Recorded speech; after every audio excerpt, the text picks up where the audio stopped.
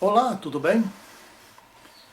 Nós aqui no sul estamos enfrentando nossos primeiros dias de frio e é muito gostoso. Nós aqui gostamos do frio. Não estamos vendo a hora de poder colocar fogo dentro da lareira, né?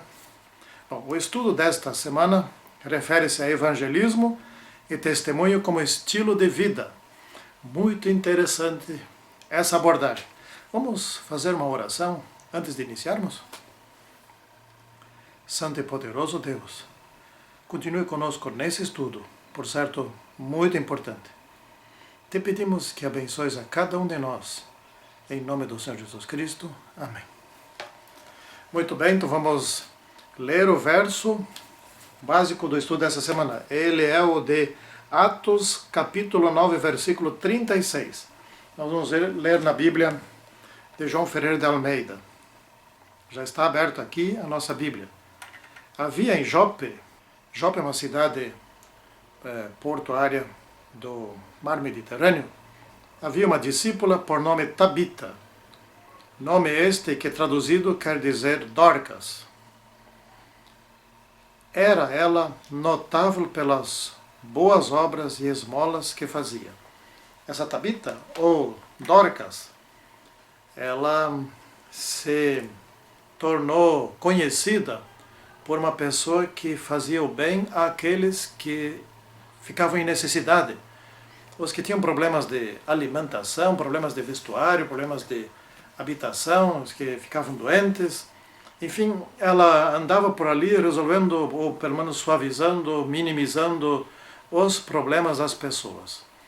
Então ela se tornou assim notável. Ela tinha esse dom. Há pessoas com essa capacidade natural que gostam de fazer isso e fazem isso muito bem feito. Assim como há pessoas que fazem outras coisas muito bem feitas. E essa Dorcas, ou Tabita, ela faleceu e tão importante era o seu trabalho que os discípulos estiveram por lá e pediram aos seus discípulos e se queixaram da falta de Dorcas e ela foi ressuscitada para continuar fazendo o seu trabalho. Isso nos diz o quê? Pensa um pouquinho. Deus ressuscitou essa mulher muito necessária. Por que razão? Acabei de dizer, ela era necessária. E tanta falta ela fazia que ainda não foi a hora dela partir.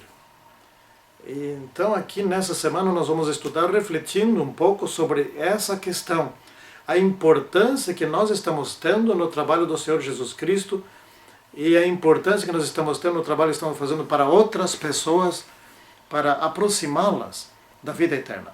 Aliás, nós cristãos, especialmente adventistas, nós temos, isso está no nome, a nossa esperança está no advento, na volta do Senhor Jesus Cristo. Isto quer dizer de irmos para o céu, de irmos para um lugar melhor e principalmente de estarmos juntos com o Criador por toda a eternidade, tendo vida eterna, com saúde e sem essas preocupações aqui deste mundo.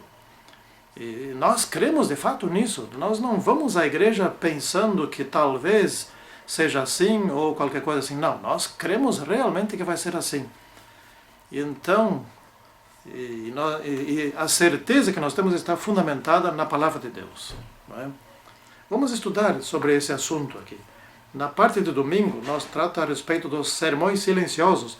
Esse é o título. Que sermões silenciosos pode ser esse? Um sermão que você não fala, mas vive. Chama-se testemunho de vida, ou exemplo de vida, ou estilo de vida. Isso quer dizer, as pessoas, ou essas pessoas, vivem de tal maneira que as outras pessoas admiram e percebem, caramba, mas ele é mais saudável, ele é feliz, na família dele eles são felizes, eles são pessoas honestas, corretas, pessoas de princípios, não é? Eles dão um bom testemunho na empresa, na sociedade, na igreja, em todos os lugares. São pessoas que chamam atenção pelo seu modo de vida. É muito importante isso. Então, quer dizer o seguinte, essas pessoas, só pelo modo de estar, de como elas vivem, elas já pregam, já estão ensinando. Então, sermões silenciosos, na realidade, quer dizer isso. E se essas pessoas ainda pregarem, ou falarem, ou ensinarem, elas estão reforçando, ou seja, a coerência entre o modo como elas vivem e aquilo que elas pregam ou falam ou ensinam, ou aquilo que outros pregam, falam ou ensinam, que são da sua igreja, reforça. Reforça o que está sendo pregado, e o que está sendo pregado reforça o que está sendo testemunhado. Isso é algo que o cristão precisa. Se você for a uma igreja, procurar uma igreja, procure a coerência entre aquilo que é ensinado lá e aquilo que é vivido pelos seus membros. E se os membros não vivem aquilo que é ensinado, desconfie dessa igreja. Né? Pelo menos desconfie daqueles membros. Mas se o próprio pregador ou as pessoas que vivem, e, aliás, que ensinam, não vivem aquilo que ensinam, que no dia a dia são diferentes, então abra o olho. Alguma coisa está ali muito errada. Na parte de segunda-feira, nós vamos nos aprofundar um pouquinho sobre compaixão pelas pessoas, não é? Ou seja, as pessoas acreditam de cada maneira esquisita, de cada maneira incrível, tem cada ideia sobre Deus. Por exemplo, aqui eu anotei algumas ideias que as pessoas têm sobre Deus, e algumas poucas, mas dessas poderíamos ter centenas, certamente. Por exemplo, Deus é o mesmo em todos os lugares e, portanto, Ele vai salvar a todos. Estude na Bíblia sobre isso, se é assim mesmo, né? Deus perdoa todo mundo, né? Ou seja, todos já estão salvos. Outros dizem, não, uma vez salvo, salvo para sempre. Outros dizem, bom, o Deus do Velho Testamento não é o mesmo do Novo Testamento, ele mudou, ele alterou. Agora o Novo Testamento é bem mais suave, bem mais simples. Deus perdoa, é tranquilo tudo assim. Né? Então Deus está muito ocupado para se preocupar com as coisas nossas aqui na Terra, esse tipo de coisa. Né? Mas cuidado,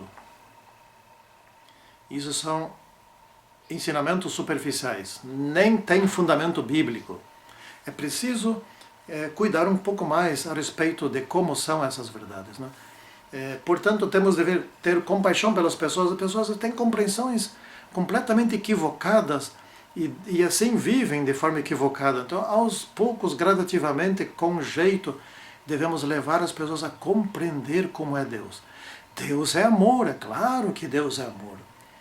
Mas isso não quer dizer que nós podemos fazer agora qualquer coisa que nos vem na cabeça, viver de qualquer maneira e simplesmente sermos salvos assim, porque então Jesus teria morrido na cruz de uma maneira estranha, não é?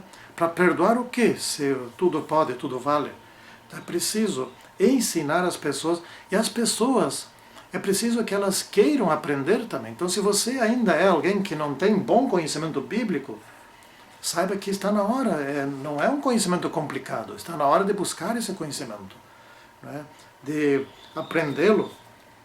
E veja só o que diz aqui, o que nós podemos estudar aqui no calçando os sapatos das pessoas. Isso quer dizer sentir juntos, né? Ou seja, empatia. A palavra empatia aqui se encaixa direitinho no nosso estudo.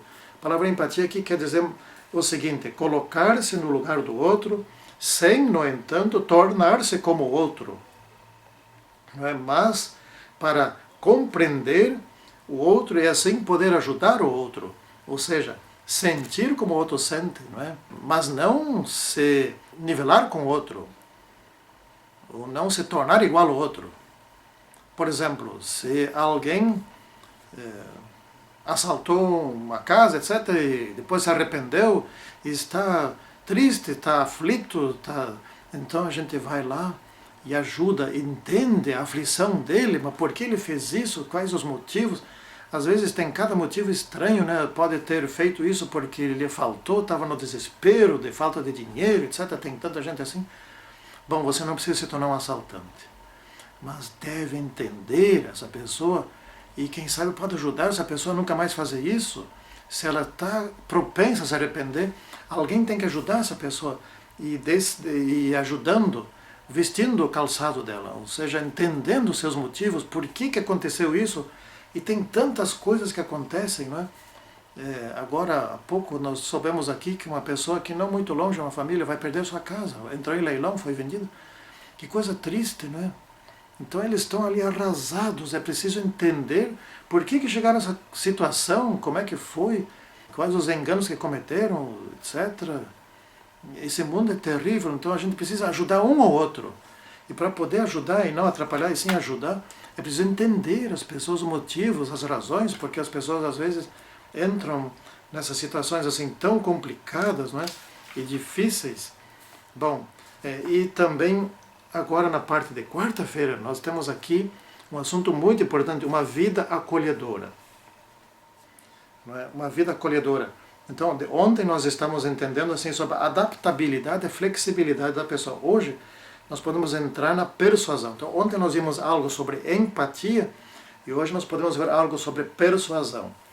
Empatia, como já dissemos, é saber se colocar no lugar do outro para sentir como o outro sente e entender as razões do outro. Agora, empatia é procurar junto com o outro, lado a lado com o outro, mostrar um caminho melhor, uma saída que ajude o outro a vencer, a superar a situação.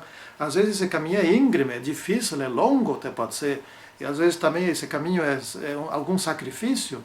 Por exemplo, uma pessoa endividada, que tem compulsão por comprar, ela compra muito mais do que ganha. Bom, é preciso ensinar essa pessoa como se vive com o orçamento e etc. Isso pode ser difícil, como ela vai fazer para pagar suas dívidas, como renegociar, como economizar, etc. Então isso tem muito a ver com persuasão. Ou seja, persuasão não é convencer a outra pessoa que ela está errada em comprar demais, e sim levá-la a entender junto com ela, para que a compreensão seja dela mesma, que a conclusão seja dela mesma, a perceber uma outra maneira superior de viver, uma maneira melhor de viver. Isso é persuasão. Aliás, nós cristãos precisamos entender muito mais ainda sobre persuasão. Nós devemos estudar a persuasão. Existem 3 maneiras de mudar a cabeça das pessoas. Uma é através da dissuasão. Então ela já está fazendo alguma coisa, se muda para fazer outra, ou para deixar de fazer aquela coisa. Não vamos entrar nesse detalhe. Outra é convencer. Isso nós cristãos procuramos fazer muito. A gente abre a Bíblia e mostra para outra pessoa: tu está errada, está aqui, está escrito aqui, tu está errado. Não é um bom caminho esse. Esse não é um bom caminho, não. A melhor maneira, o melhor caminho é a persuasão. É abrir a Bíblia juntos, ler, estudar com calma, e a outra pessoa e vai argumentando, vai explicando, vai exemplificando, vai contando parábolas, como Jesus fazia. E outra pessoa vai caindo a ficha, como se diz assim, vai entendendo e vai percebendo que ela está errada, mas ela não se sente convencida, ela não se sente derrotada, né? Ela mesma diz: olha, descobri uma maravilha aqui, eu vou adotar essa maravilha. Isso é persuasão, não é verdade? Então é muito interessante nós sabemos persuadir. Na parte de quinta-feira, ampliando o seu círculo de amigos, né? Ou seja, no mundo, mas não, nós estamos no mundo, mas não somos do mundo, né? Fiéis ao nosso Deus, ao nosso Rei, cristãos, nós devemos ser exemplos de fidelidade em tudo, e fazer amigos por aí, bastante amigos, para que essas pessoas nos vejam, nosso estilo de vida, nosso modo de ser, nossa família, nossa felicidade, nossa alegria. Fazer muitos amigos para que as pessoas, para que tenhamos oportunidade de mostrar a esses amigos como é o estilo superior de vida do cristão, do verdadeiro cristão, aquele que tem esperança na volta do Senhor Jesus Cristo. É assim que nós devemos e podemos viver, não é? Então, concluindo aqui, eu quero só exemplificar com uma história verdadeira, não é, que está acontecendo agora, por aí, em nossa cidade. Há um patrão aqui, um empresário, etc. Ele é muito duro, ele é durão, ele exige, etc. E ele paga pouco os seus empregados, e ele também fornece pouco, ele exige muito. Os empregados não gostam dele, estão lá porque precisam do salário do final do mês. Mas eles estão procurando uma outra oportunidade de negócio, outra oportunidade de emprego. Eles querem sair da empresa.